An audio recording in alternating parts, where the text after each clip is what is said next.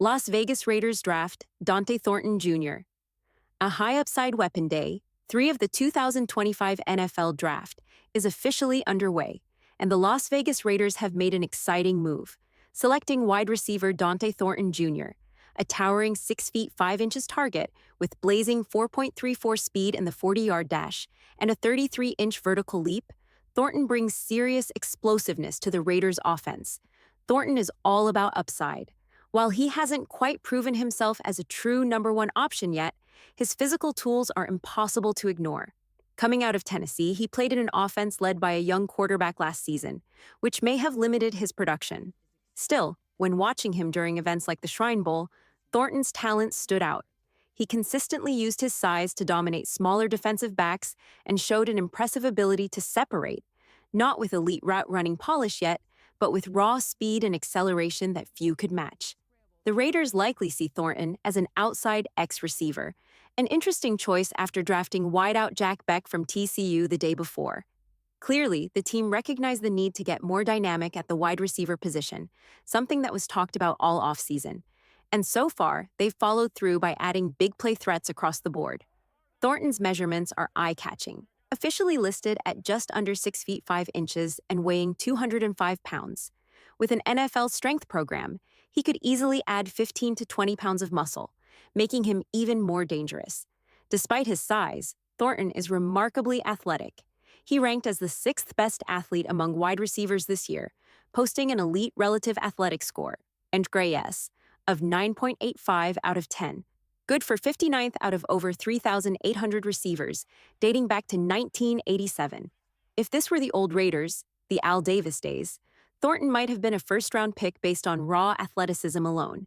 Times have changed, but grabbing a player like this in the 4th round feels like a smart bet. There are a few things to keep in mind. Thornton didn't see a massive number of targets at Tennessee, which limited his overall production.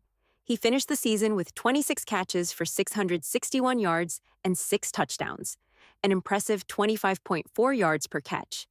That kind of efficiency shows exactly why the Raiders took a chance. Thornton is a big play machine.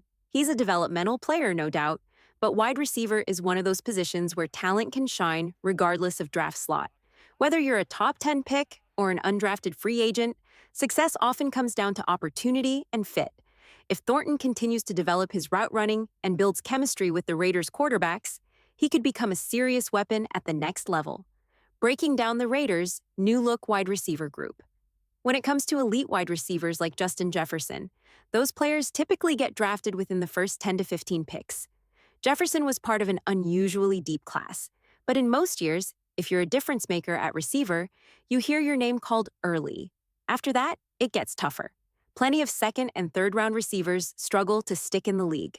Remember, the Raiders once took a chance on Bryan Edwards in the 3rd round, a player full of potential, but it never quite clicked.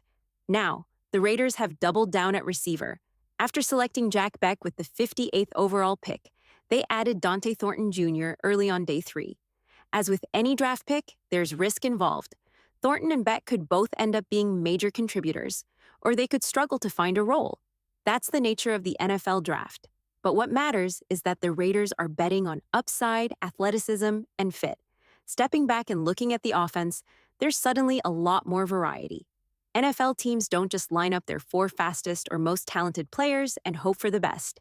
It's all about building a room with complementary skill sets. That's exactly what the Raiders are trying to do.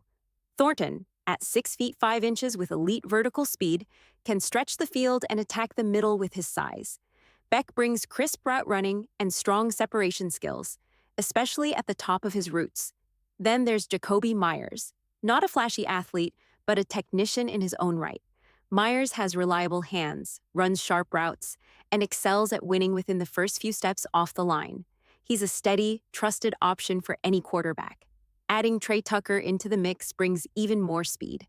Tucker and Thornton share similar explosiveness, but they reach top speed in different ways. Tucker is sudden. He's fast right out of the gate. Thornton, meanwhile, builds up his speed after those first few steps and really turns on the jets over longer stretches. Tucker might be a bit more agile, while Thornton's size gives him a different kind of advantage.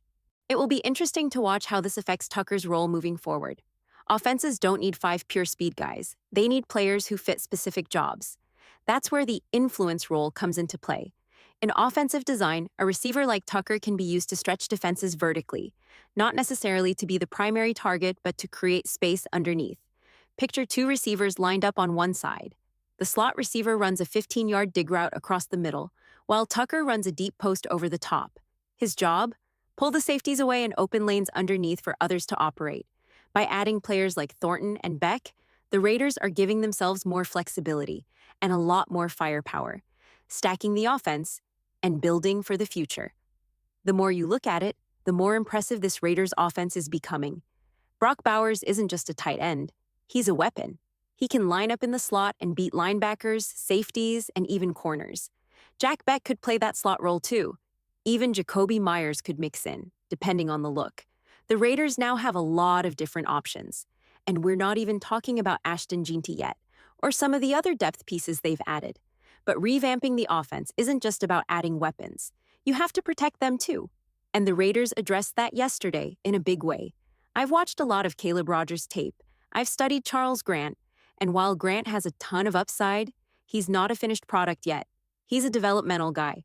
Ideally, the Raiders sit him for a year, let him grow, and then groom him to be the right tackle of the future. If DJ Glaze holds down the right tackle job, maybe Grant even slides inside to right guard. Same thing with Caleb Rogers. I'd move him to left guard right away. John Spytek even hinted at something like that during the post-draft press conference. I haven't watched the full presser yet, but that's what's being reported, and it makes a lot of sense. Getting back to Dante Thornton, it's hard not to get excited about what he could become. He's 6 feet 5 inches with legit 4.3 speed, but will he be able to put it all together? That's the real question. Coming out of Tennessee, Thornton played in a system that's built for stats, not necessarily championships. Tennessee's offense is designed to stretch the field and create light boxes, and then hit you with explosive runs. They throw deep so often that safeties back off, leaving running backs wide open to hit massive plays. If defenses tighten up, that's when a guy like Thornton can get loose deep for a touchdown. It's a system that racks up huge numbers, but it doesn't always translate against disciplined defenses. Against teams like Georgia and Ohio State, Thornton didn't make much of an impact. No catches against Georgia, and just one catch against Ohio State. That said, when Thornton had good matchups, he showed exactly why the Raiders took a shot on him. 3 catches for 118 yards against Vanderbilt.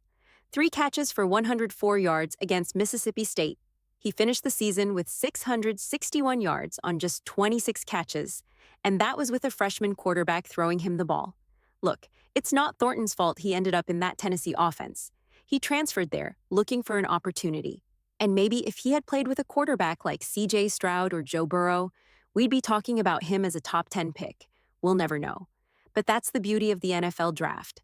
Betting on freakish traits, rare athleticism, and the chance to develop something special. I trust Chip Kelly to get the most out of Thornton. I trust what John Spytek and this Raiders front office have done so far. They're adding players who are just different, physically and athletically. And now it's about bringing it all together. It's going to be a busy day. The Raiders still have 6 more picks coming up. Let me know what you think about the Dante Thornton pick. Give the video a thumbs up, subscribe if you haven't already, and I'll catch you guys next time.